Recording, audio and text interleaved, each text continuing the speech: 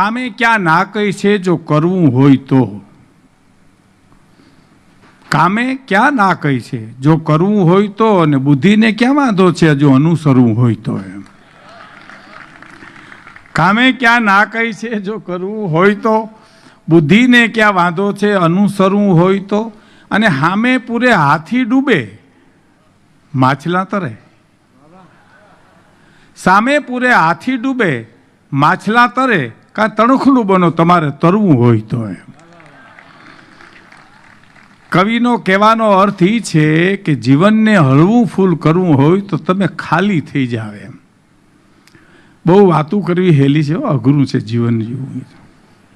કહેણી મિશ્રી ખાંડ હે, બોલવું તો ખાંડ જેવું ગળ્યું છે, રહેણી તાતા લો. એક ભાઈ બીમાર પડ્યા હતા અને એક ભાઈ ખબર કાઢવા ગયા અને સલાહ મીંડા દેવા, રામ રામ કરના ઉसी के साथ तार लगा देना, आडे गोखले जीव मत रखना, माया में से जीव निकाल लेना.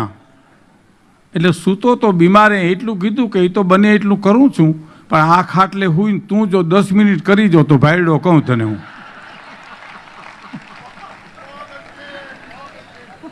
આ બધી વાતુથી ન વળે સાહેબ, એમાં જીવવું પડે. કહેણી મિશ્રી ખાંડ હે, રહેણી તાતા લો. એ તો જીવવું જ પડે, અને જીવો તો જ એનો નશો આવે.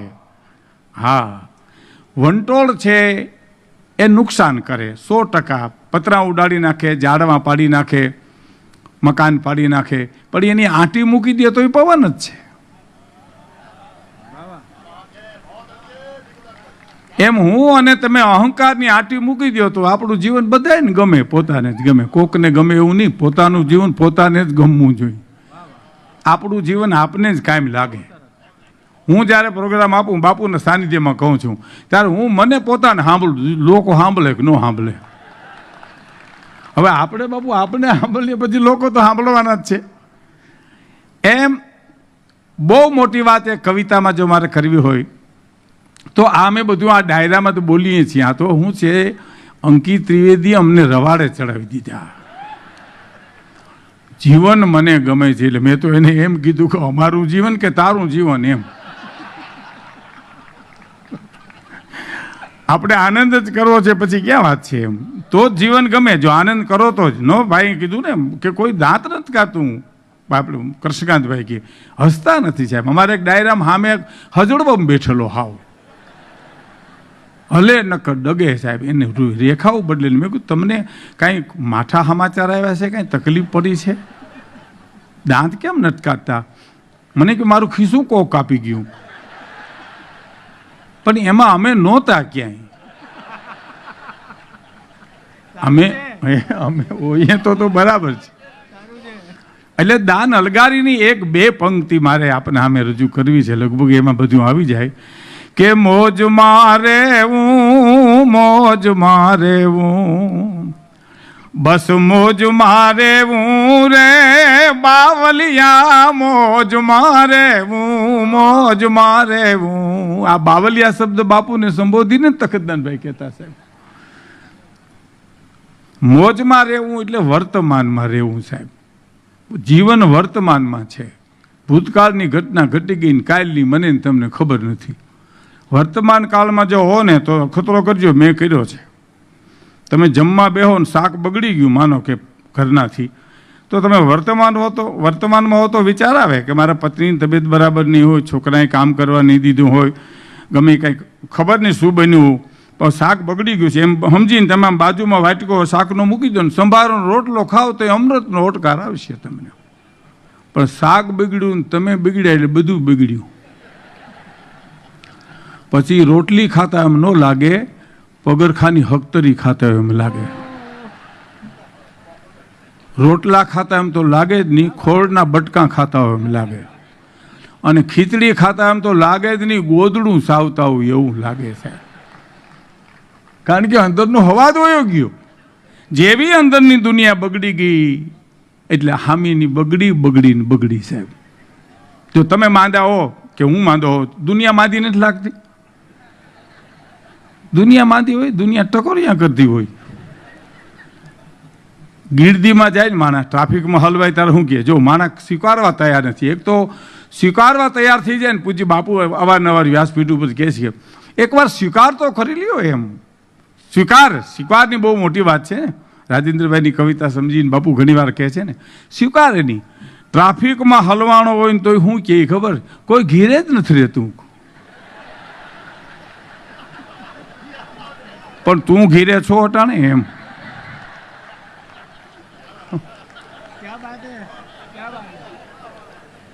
ગીરદીમાં જઈને કકલાટ કરે, ઓહો કોઈ ગીરદી, કોઈ ગીરદી. પણ ગીરદી તો તે વધારી આવીને આમાં. આ જીવન એને કેવી રીતે ગમે છે વિચાર કરો જી. આ નો ગમે. અંદરની દુનિયા શણગારવાની વાત હમણાં મારી પહેલા પૂર્વ વક્તાએ કીધું ને એમ, અંદરની દુનિયા પ્યાર કરી લે, શું કોઈ તારો યાર નથી, બસ ગોતી લેજે ભીતર છે ક્યાંય બહાર નથી. પ્યાર કરી લે, શું કોઈ તારો યાર નથી, ગોતી લેજે ભીતર છે ક્યાંય બહાર નથી. ઘટમાં ચાલે છે ઘડિયાળ અને તમે કાંડે બાંધીને કાં ફરો, પુરુષોત્તમ કહે પ્રાણિયા તમે ઘટ ભીતર જોયા કરો. છે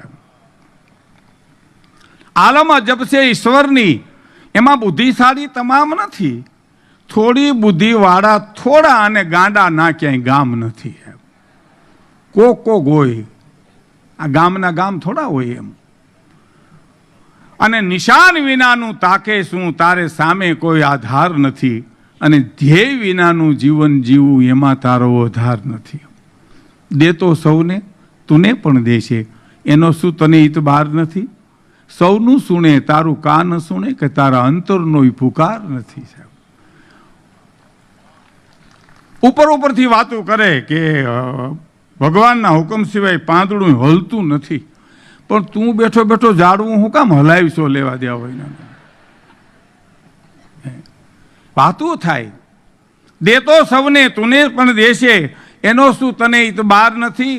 સૌનું સુણે તારું કાન સુણે, કે તારા અંતરનો પુકાર નથી.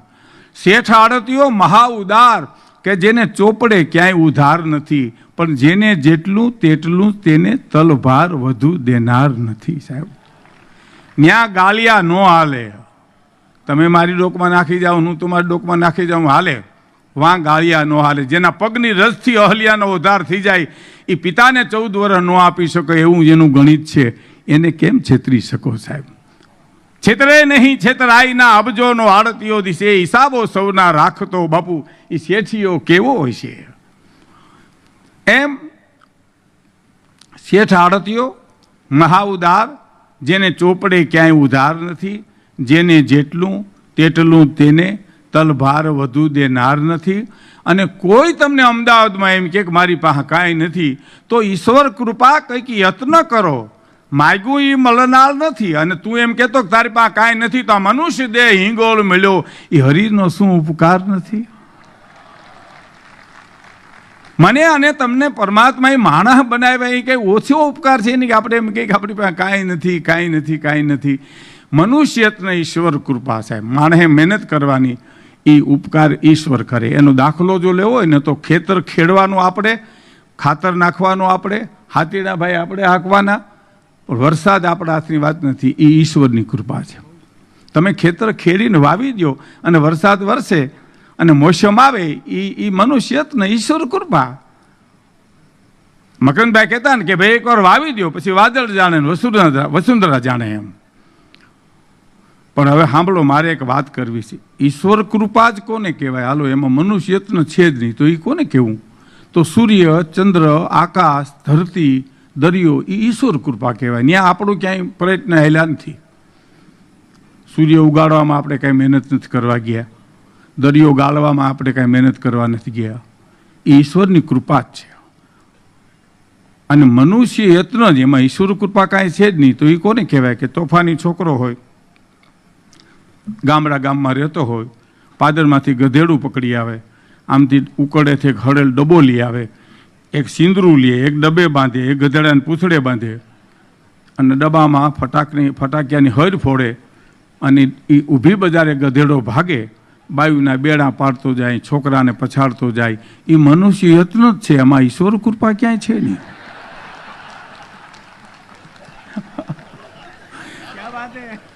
આ મનુષ્ય યત્ન જ છે, ઈશ્વર કૃપા નથી. પણ ઈશ્વર કૃપા નથી, મનુષ્ય યત્ન નથી, તો એ કોને ન્યા? તો આપણે કોઈને ઘીરે જઈને એના બાપા નરાતાર ગાંડા થઈ ગયા તો આખું ઘર એમ કે ઈશ્વરની કૃપા, અમારા કુળદેવીની કૃપા અને તમારી સૌની મહેનતથી અમારા બાપાનો ખોઈ ગયો. એમ ઈશ્વર કૃપા કંઈક યત્ન કરો, માગ્યું એ મળનાર નથી. અને મનુષ્ય દેહ હિંગોળ મળ્યો એ હરિનો શું ઉપકાર નથી. અને ભાઈએ વાત કરીને બધું ઓછું કરવું જોઈએ. અમારી હિંગોળદાન ભાઈ એમ કહેતા કે મુંબઈ અમદાવાદથી તમે જાઓ ને, અમદાવાદથી મુંબઈ જાઓ ને, પછી બિસ્તરા પાથરો, ડબલા ભાતાના ડબ્બા હમાના મૂકો, પણ બોરીવલી સ્ટેશન આવે ને પછી હકેલવું જોઈએ બધું, કારણ કે હવે બોરીવલી આવી ગયું. એમ જીવતરનો ભારે હળવો કરવો જોઈએ ઉતરવા ટાણે. સાહેબ, સંસારને પગથિયેથી ઉતરવું હોય ને તો ધીરે ધીરે. જેસલ જાડેજાને તોરલે એ જ કીધું તું કે હળવા ફૂલ થઈ જાય, પોટલા ભરી ભરી નાખી દો દરિયામાં, તમારી બેડી લઈને બુડવા નહીં દઉં એમ નથી કીધું. નહીં દે ઉપર વાળો તમારી બેડી લઈને એકવાર ખાલી તો થઈ જા ભલા માણસ. અને પછી પુકાર્યા લૂંટી કુંવારી જાન ને મોરલા ને માર્યા ને કંઈક કર્યા. એ હળવો ફૂલ થઈ ગયો અને મારી નાખતો જેસલ જાડેજો, ધ્રુજાવતો, જે કાંઈ કરતો એ તો સામાન્ય છે, પણ તોરલના લુગડા ધોવા જવા એ બહુ અઘરા છે સાહેબ. એ દિશા મળી જાય તો માણા એ